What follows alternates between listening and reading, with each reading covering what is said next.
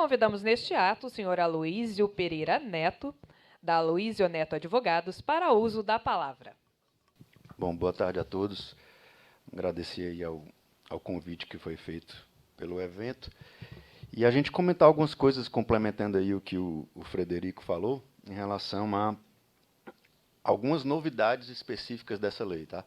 Inclusive, eu queria trago aqui um pequeno estudo de caso, né, uma simulação de um caso que talvez seja o que mais está acontecendo no dia a dia. Tá? Alguns eu sei que conhecem aqui o nosso trabalho, mas a gente trabalha com energia há quase 20 anos e fomos os responsáveis pela primeira cooperativa do Brasil, isso foi em 2015. Né? Já fizemos outros modelos de negócio, praticamente todos os possíveis, né? Com exceção da associação, que surgiu agora em janeiro. Fizemos cooperativas, inclusive aqui em Santa Catarina, em Pinhalzinho, por exemplo, Cascavel, no Paraná, já fizemos cooperativas de energia. E, enfim, a gente vai seguindo esse caminho aí. A lei, pessoal, especificamente, ela, quando foi publicada, no dia 7 de janeiro, ela, apesar do nosso presidente dizer por mais de uma vez que não iria permitir a taxação do sol, e essa expressão está entre aspas, porque não é o termo técnico correto, né? Mas é o termo que todo mundo entende, acabou permitindo, sim, a taxação do sol a partir do próximo ano. Né? Ou seja, de se cobrar alguma coisa por esses créditos injetados. E aqui eu queria deixar bem claro que não é nenhuma crítica ideológica ou partidária ou qualquer coisa. Poderia ser qualquer representante, né, do Poder Executivo Federal que tivesse afirmado isso é só para contextualizar. Né? E eu volto a dizer, o termo taxação, ele tecnicamente é errado. Né? Eu, particularmente, gosto muito de tentar usar o máximo possível os termos corretos, por conta dos contratos, por conta até das aulas nas universidades. Eu vejo muito a gente do meio, né, do setor, falar uma coisa quando quer dizer outra, enfim. Né? Acontecem esses problemas. Mas, enfim, entrou em vigor a lei, algumas coisas, adiantando também, que podem ser perguntadas aqui, ainda não podem ser respondidas, porque muitas coisas ficaram para regulamentação em 180 dias, então, até o dia 7 de julho, a gente simplesmente não sabe como é que vai acontecer, como é que vão acontecer algumas coisas, e eu acredito que dia 7 de julho, se realmente ocorrer essa regulamentação, talvez a gente tem aí mais esclarecido alguns pontos, né, que a gente ainda não tem. Certo? Bom, o modelo de negócio, pessoal, mais básico que tem, o autoconsumo com os créditos, né, e o consumo lá, e surgiu o grande aluguel das usinas, aí, que é o que a gente mais faz hoje. Né? São os contratos de aluguel de usina, seja ela para o próprio investidor, seja ela para condomínio, seja ela, enfim, para essas situações. Eu queria também abrir um parênteses e dizer o seguinte, eu não vejo muito o aluguel e a venda dos equipamentos como concorrentes. Eu vejo muito como complementares. Né? É muito comum vir agora para a gente os integradores, né, sozinho ou às vezes acompanhado com algum investidor, e dizendo assim, Luiz, olha, a gente já vendeu aqui X painéis, a gente já fez aqui X negócio, e agora a gente vai montar a nossa usina para alugar. Né? E eu acho isso muito legal, no sentido de que você pode, né? Eu não sou da área comercial, tá? Mas eu imagino que o seu comercial chegando para vender uma usina, e aquele cidadão ou não tem condições de comprar, ou não conseguiu crédito no banco, alguma coisa, ele não vai poder fechar o negócio, você pode ter uma carta na manga. Né? Ele diz, olha, você não pode comprar? Aluga com a gente. Aí ele vai perguntar, quanto é que eu pago por isso? Nada. Você vai ter 10% a 20% de desconto com zero de investimento. Eu acho que esse é o grande chamariz do negócio para esse tipo de modelo de negócio que a gente está propondo. Né? E tem dado certo. Ou seja, por isso que eu entendo que ele não é concorrente, ele é complementar. Né? Bom, esse aluguel, pessoal, poderia ser feito na geração compartilhada, pode ser feito, de acordo antes da lei, através, como o Frederico falou, dos EMUCs, dos consórcios ou das cooperativas. Isso aqui é o que a gente podia fazer até a entrada em vigor da nova lei. Por que os EMUCs não decolaram? Foi essa a expressão que o diretor da ANEEL usou uma vez. Né? Ele perguntou lá no evento, alguém pode me explicar por que os EMUCs não decolaram?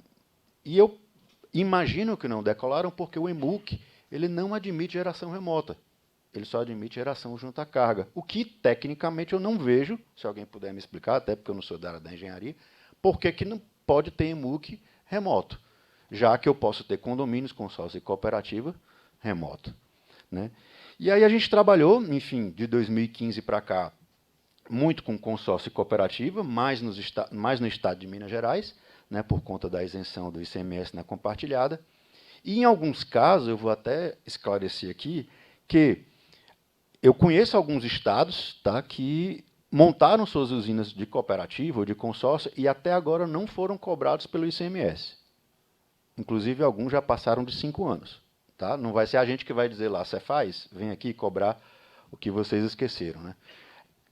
Claro que essas pessoas estão sabendo do risco, mas, enfim, eu estou só colocando porque existem usinas muito grandes sendo alugadas, inclusive, por assinatura, coisa assim, e que as usinas não estão pagando ICMS. Né? Porque alguém pode dizer, não, Luiz, mas eu sei que tem uma lá em Pernambuco que não paga, outra no Pará. Realmente, elas estão sem pagar, mas deveriam estar pagando, né, na compartilhada. E aí veio a nova lei e criou essas novas 3 formas que o Frederico já anunciou, que é o que eu queria me deter a diferenciar um pouquinho cada uma delas, tá certo? O condomínio voluntário, o condomínio edilício ou as associações. Né? No caso, pessoal, do condomínio voluntário, rapidamente, o nome já diz, né? O que é condomínio? Condomínio é quando você tem uma pluralidade de proprietários sobre um determinado local ou sobre um determinado bem. Então, quando 2 ou mais pessoas quiserem comprar, vamos trazer aqui para o nosso setor, uma usina solar, eles podem comprar juntos, serão condôminos, tá certo? E dividem da forma que eles entenderem a maneira dos seus créditos. Tá? Alguém pode dizer, Aloysio, mas isso não vai acontecer. Isso acontece em outros setores. Por exemplo, com iates, com pequenos aviões, que 2, 3, 4, 5 pessoas,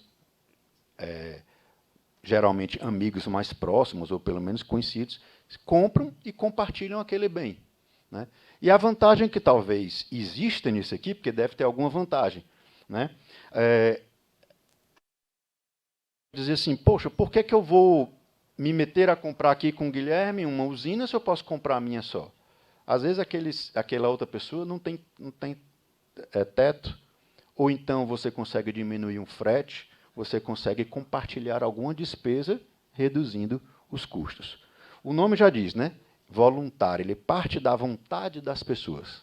Certo? Essa divisão do percentual dos créditos gerados pode ser feita de qualquer forma. Se não houver uma divisão específica, apesar que essa divisão ela vai ser feita não nesse condomínio necessariamente, mas no termo de rateio que vocês preenchem junto à distribuidora.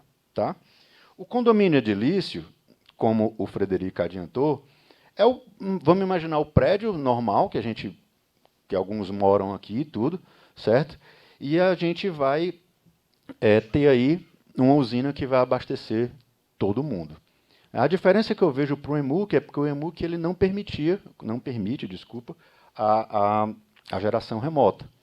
Então, você pode ter um condomínio isso aí. Às vezes me ligam perguntando assim, Luiz, o que é que eu preciso? Né? Tem um condomínio, o que é que eu preciso? A gente precisa alterar o seu regimento interno, incluindo isso aí. E aí, pessoal, eu acho que agrega valor a cada um dos integradores ou até do investidor quando a gente consegue entender cada um modelo de negócio e consegue sugerir para ele uma solução. Eu vou dizer isso porque agora mesmo, 1h30, eu estava numa reunião aqui em cima pela internet com o pessoal de Minas Gerais. E a gente vinha trabalhando na ideia de consórcio para o cliente. Aí adiou muita reunião e tudo. E eu peguei e falei assim, olha, por que a gente não pensa em fazer uma associação? Aí ele, que não entende, claro, perguntou, né, qual é a diferença? Eu falei, então vamos partir para a associação? Ou seja, não cabia a ele saber disso, ele é investidor, o cara está trabalhando com dinheiro, ele não entende nada de solar. Cabe ao técnico, seja o jurídico, seja o comercial, de ofertar uma solução para ele. Claro que a decisão final, obviamente, é de quem tem o dinheiro. né, que vai decidir lá. Bom, e eu concordo plenamente com o Frederico, que eu acho que a associação vai ser o carro-chefe da vez agora. Por que isso, pessoal? Vamos lá. Vamos tentar diferenciar aqui. Na cooperativa, para fundar uma cooperativa, eu tenho que ter 20 pessoas físicas. E depois eu posso incluir jurídicas. No consórcio, eu só posso ter pessoa jurídica. E na associação, eu posso ter os dois. Então, você tem mais flexibilidade. Além do que, na associação, eu vou registrar isso em cartório, enquanto o consórcio eu vou registrar na junta comercial. Em tese, o cartório deveria ser mais simples. Certo? Eu digo isso deveria porque tem dezenas de cartórios e muitas vezes eles mudam lá seus documentos de exigência e tudo. Então, assim, tá, quem estiver trabalhando, eu tenho quase certeza que alguns estão pensando nisso. Vamos fazer consórcio. E aí, se você perguntar assim, Luísio, e você já fez alguma associação? A gente está fazendo.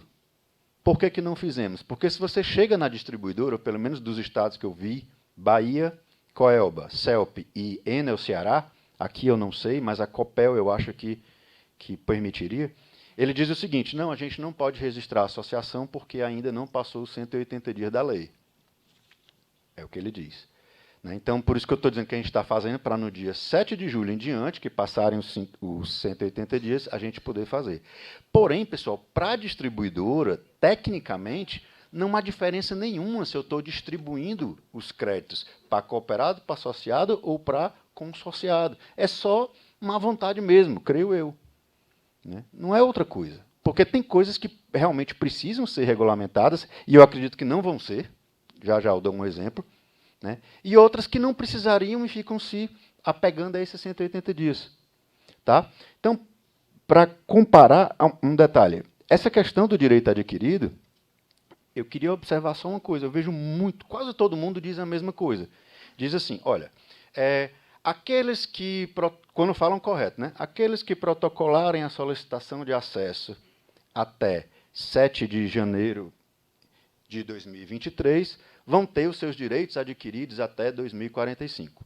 99% diz isso, com certeza. Só que não é só isso, pessoal. Eu tenho essa parte vermelha do lado de cá, ó, do slide. Tá? Isso aí tem um lado bom e tem um lado ruim. Qual é? Primeiro, vamos lá. Eu protocolo a consulta de acesso, tá certo? E aí, se for, quando sair o parecer de acesso, se for microgeração, eu tenho que começar a gerar em 120 dias. Se for mini geração, eu tenho que começar a gerar em até 12 meses. Ou seja, se for uma microgeração, e eu acho que protocolei minha consulta de acesso ali em dezembro desse ano, percebi o parecer de acesso, passou os 120 dias, eu perdi o direito adquirido. Cuidado com isso. Quase ninguém está se lembrando dessa partezinha vermelha aqui. Tá certo? E aí, qual é o lado bom da história? Tem que ter alguma coisa boa também. É porque eu vejo muitas pessoas falarem assim, e até eu pensava isso, eu disse assim, poxa, quando sair a lei, a gente vai ter 12 meses aí morrendo de trabalhar, né? Estamos falando aí do ano de ouro, tal, aquela coisa toda. Só, pessoal, que pode ser que a gente esteja, no final de 2023, instalando mini usina, que ainda com o direito adquirido.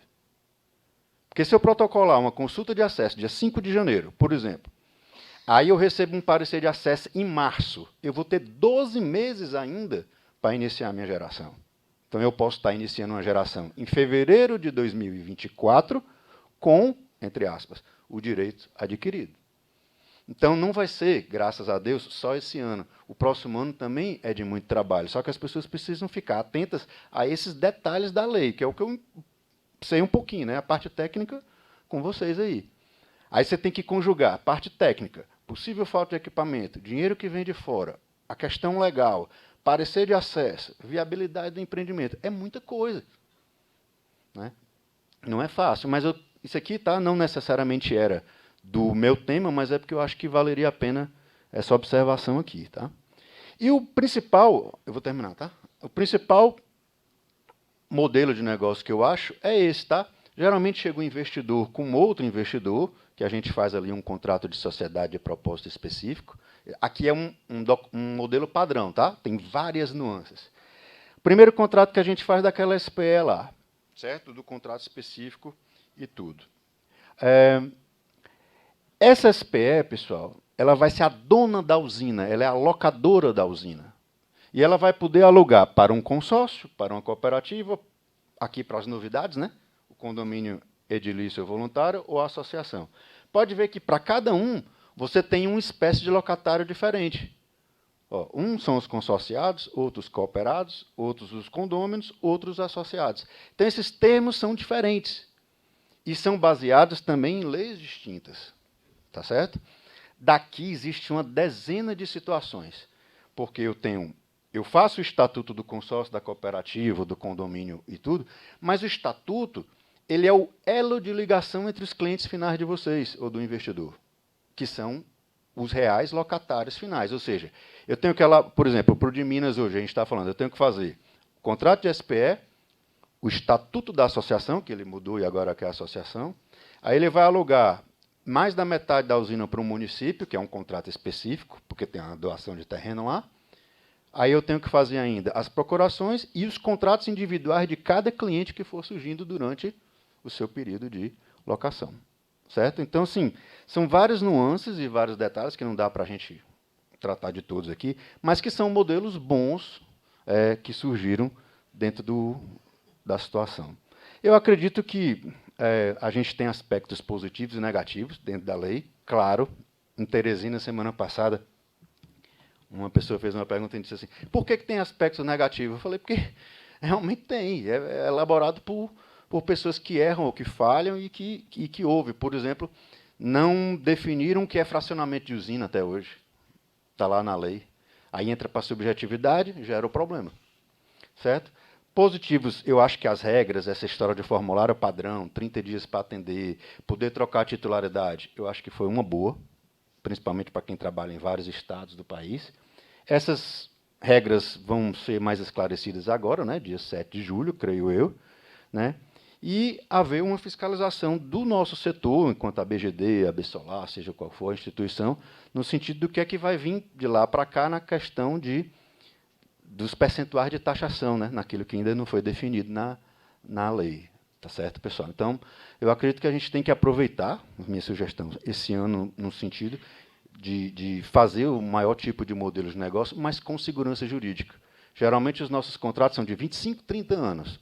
O brasileiro não é acostumado com isso. Quando você fala contrato de 5 anos, ele já se assusta. Né? Então, precisam ser contratos muito bem feitos. Tá bom? Bom, aqui ficam meus contatos e eu agradeço aí para não passar muito tempo. Obrigado aí.